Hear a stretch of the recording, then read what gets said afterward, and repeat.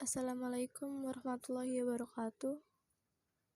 Nama saya Khairunisa Dwi Junior dari Prodi Pendidikan Agama Islam semester 6. Di sini saya akan menjawab UTS Pemikiran Modern dalam Islam dengan dosen pengampu Muhammad Syarif MPDI. Soal mayoritas para nabi dan rasul yang diutus oleh Allah berasal dari kalangan ekonomi lemah. Jarang dari kalangan barisan para nabi dan rasul yang berasal dari kalangan ekonomi mapan.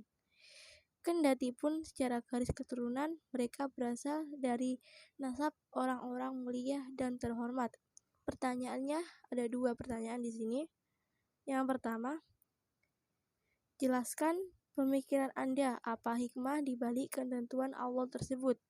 Yang kedua, apa efeknya bagi pembentukan karakter para nabi dan rasul tersebut yang notabene berasal dari kalangan tak berada ini? Dan di sini saya akan menjawab UTS mata kuliah pemikiran modern dalam Islam.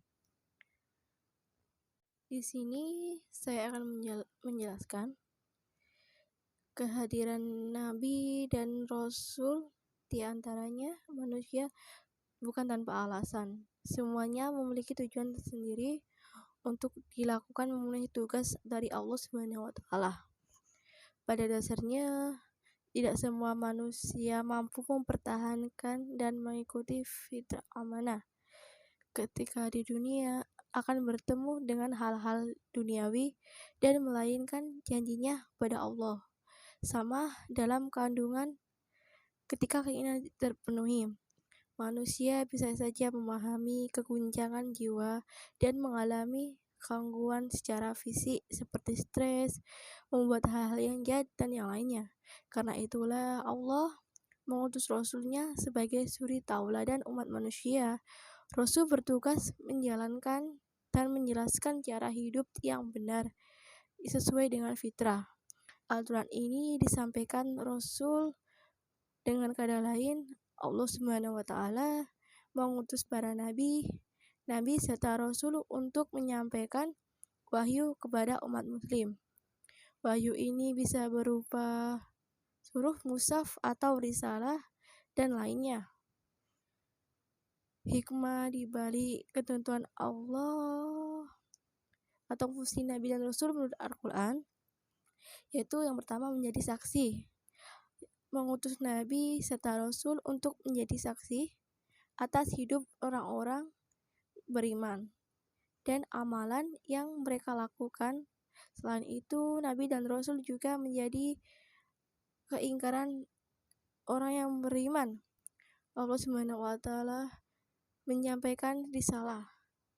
Seluruh nabi dan rasul juga bertugas untuk memberitakan kabar baik kepada para manusia berkaitan dengan wahyu yang diberikan oleh Allah. Selain itu, Allah juga menjamin keselamatan para nabi dari gangguan orang kafir dalam menjalani ibadah ini. Menyerukan kebenaran.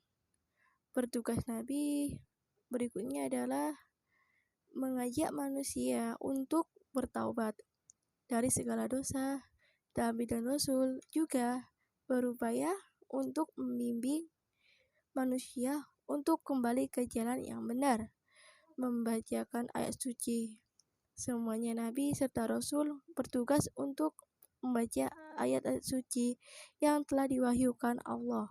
Sebagai contoh, Nabi Daud membacakan kitab Zabur, Nabi Isa membacakan kitab Injil pada Bani Israel, dan Nabi Musa membacakan kitab Taurat pada Bani Israel.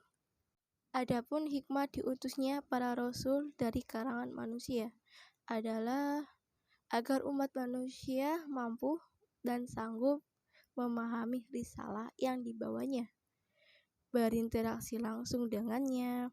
Mereka juga bisa menanyakan perkara-perkara yang mereka hadapi atau meminta nasihat langsung padanya, serta mampu menjadikannya sebagai suri tauladan yang merepresentasikan risalah.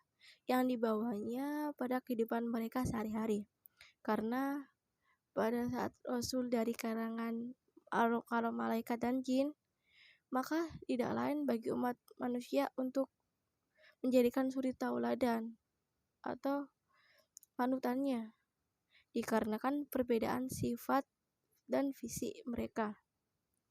Seperti surat Al-An'am ayat 9. Dan kalau kami jadikan Rasul itu malaikat, tentulah kami jadikan dia seorang laki-laki.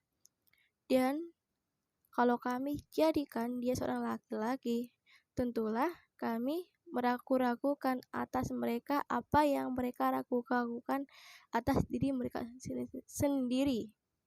Dan dalam surat Al-Isra ayat 95, katakanlah kalau seandainya ada malaikat yang berjalan sebagai penghuni di bumi, niscaya kami turunkan dari langit kepada mereka seorang malaikat yang menjadi rasul.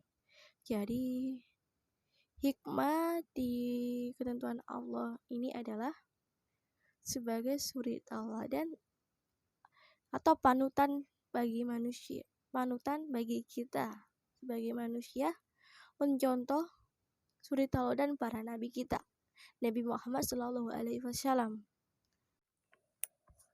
Pertanyaan kedua, apa efeknya bagi pembentuk karakter para nabi dan rasul tersebut yang notabene berasal dari kalangan tak berada ini atau dari kalangan manusia biasa? Efeknya yaitu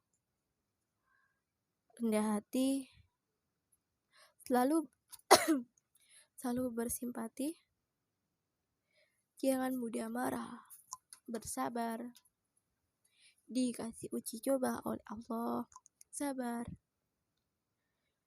dikasih oleh Allah cobaan apapun, sebesar apapun, tidak boleh memurka-murka Allah, sabar.